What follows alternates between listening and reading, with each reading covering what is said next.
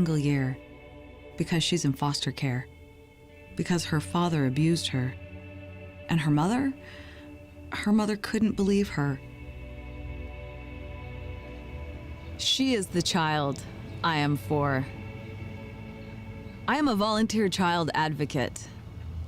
I am you. Florida residents call toll-free 866-341-1425. Hi, this is Margie Santos, and welcome to another episode of Latina Role Models. Today we have a very special guest with us. I am so excited, and her name is Promesa de la Paz. Yes. Welcome to the show. Yes, thank you. Welcome, welcome myself, and welcome Margie. Like, can we welcome Margie to her show? So yes, but thank you for having me. Yes, we're so excited. You know, it's Women's History Month, and it is so important for me and for the network to highlight women that are out there in the community doing amazing things. And I've been following you for a while, you know, and you're just amazing. You're all over the place. She does events. She just had a major event. Well, I'll let her tell you more about it. But first, how I like to start the show is to just tell the audience a little bit about yourself. Like, where were you born? Are you from native Florida? Yeah, so actually I was born in Lansing, Michigan, but raised in Sioux City, Iowa. Okay. So just came to Florida 2 years ago, so 2020. We moved to Florida, and God just opened all kinds of doors once we moved so you're here. new. Yes, You're new, just like me. Yes. We're not Floridians, but you know, welcome home. So yes. Oh, wow, that's amazing. I love how God is just bringing people to this area. Yes, you know, there's something I feel that God is going to do in this area. And he's just bringing people from all over. Yes, he is. So wow. So you are new to Florida, and what's your nationality? Like, so a lot of people actually ask me that. Where am I from? What's my background? So I am Latina. As for, you know, the name, my name is really, truly Promesa de la Paz. Oh, I love her name. So I do go by Promise. You know, for those of you that can't, you know, or just want to say you don't know what promise. Promesa means. Yes. Promise. That's a beautiful name. Yes, thank you. And so it is Promise in English. And so my family originated, you know, from Mexico. So, and we were, again, I was born in Lansing, Michigan, but raised in Sioux City, Iowa. And so now I'm here in Florida. So that is amazing. I do have some Native American, so American Indian in my background. So hence, you know, my family say I look a lot like her. So I think that's where the question comes in too for others, like where is she from? What's her family background? So no, that's amazing. And so I'm just curious, like, where your events and what you're doing now has to do with faith. Have you always been in the faith? No. So I didn't grow up in the church per se. I actually had that encounter with God when I was in my early 20s, and it was that time, that moment where I really had an just that encounter. There's no way to really explain it. That experience that will never. There's nothing else like it in the world, and it just totally changed my life forever. So wow. And so you didn't grow up in the church, but then you had this encounter at 20 years old. Yes. And is that when you gave your heart to the Lord, or? Okay, so perfect. So you've been more than 20 years then. Well, we don't. Okay, that's where it comes out. So I got very involved, and then I got divorced, and some time away from the church, and then I just came back about maybe 10 years ago or so. And I think that's what happens to a lot of us is, if in order for us to have a testimony, we have to have a test. Yes. So a lot of us go through this stage in our lives, whether it's a month, whether it's years, that we need to like just go out there and find ourselves, or whatever happens. But I feel like the Lord always calls us back.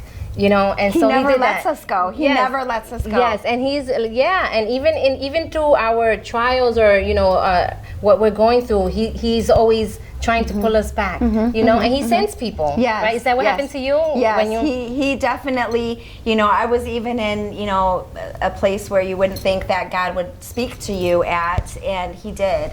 I was out, and I heard the Lord speak to me, and he literally told me, you shouldn't be here out, and so I knew that he was calling me. And so when he calls us like that, there's something that we need to do. And it's not about us. It's not for me. It's not about Promesa. It's about the people. It's about the people that we're going to reach and the things that we need to do for the community and for, the body of Christ, really. Yes. So let's get into the good stuff.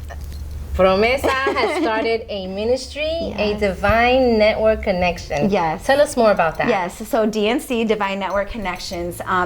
Really, it started where I felt my heart hurts for the hurting. If people are hurting, it's almost like I can sense what they're feeling. So I am very emotional. People might say, I'll cry, but because I can sense and feel what that person or those people are actually feeling.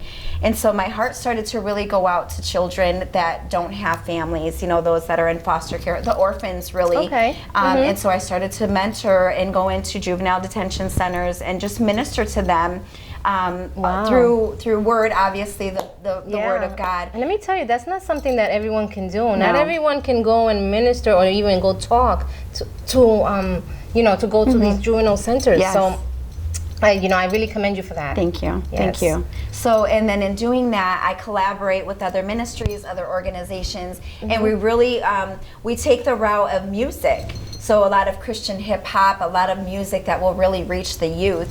So in speaking to God about what it is that they've done, what we've gone through and how to get past it, we can reach them through Christian hip hop. Yes, that's amazing. So as you were going to visiting the juvenile detention centers, is that where the ministry was birthed?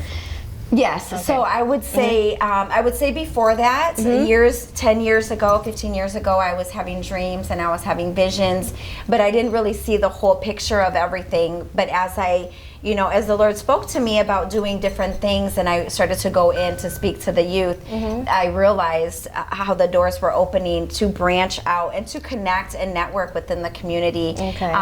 And not just the church, but in the community, outside of the four walls is really where it starts. Yes, and it's sometimes our kids are forgotten, and so I'm really glad that you're doing this. So, Divine Network Connections, DNC. Yes. So you do events and you visit what else do you do with your ministry? So with that, in collaboration with other ministries, with other organizations, whether it's nonprofits, we connect with beautiful people such as Margie Santos here. So I'm all about women empowerment. How can I encourage you? How can I uplift you? How can I support you? What is it that we can do together to build the people up in the community and in the church, and whatever it is that you have your heart set to do, your business.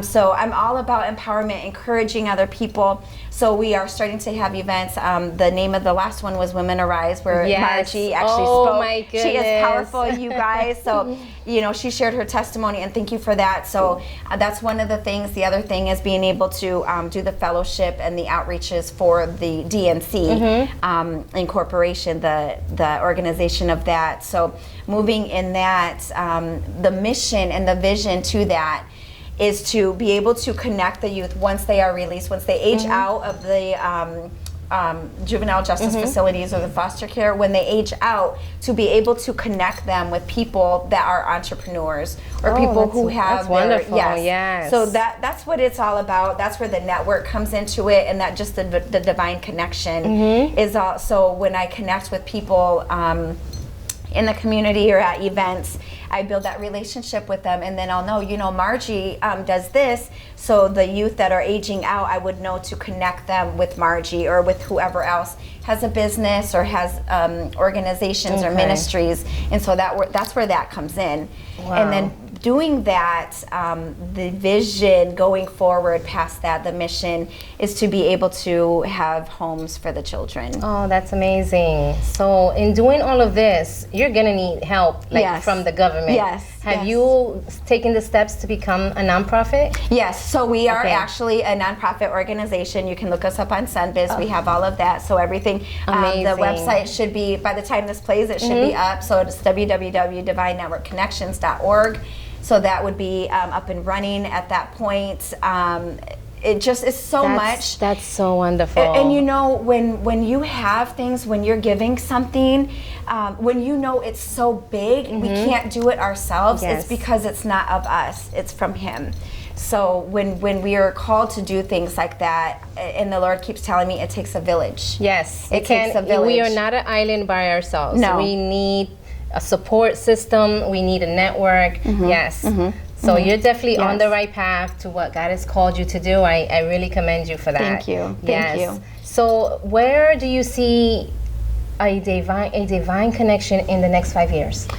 Oh, goodness. Well, I would have to say it would be the visions and the dreams that I've had where I'm just going out into the world and sharing, you know, God's love for me and for, you know, others, but to be able to build these homes in all areas. So it's not just the US. It's not just Florida. No, this no. is going nationwide. I believe so. I believe Wow, so. praise the Lord. You know, there are children that don't have homes, you know, and when they age out, they go back to, you know, gang banging or, you know, all the lifestyle that they know. So as we tour the women's events and different things in collaboration with other ministries, I believe that's how the networks and the connections will be formed in the relationship with others to know DNC, Divine Network Connections, and then they'll know what the ministry is, what the organization is about, and be able to have a home here if the children need to relocate, whether it's a domestic violence relationship or gang banging or whatever it is, then I'll know, you know what, Sister Margie is in this state in New York, so let's build a home out there and we're gonna move this child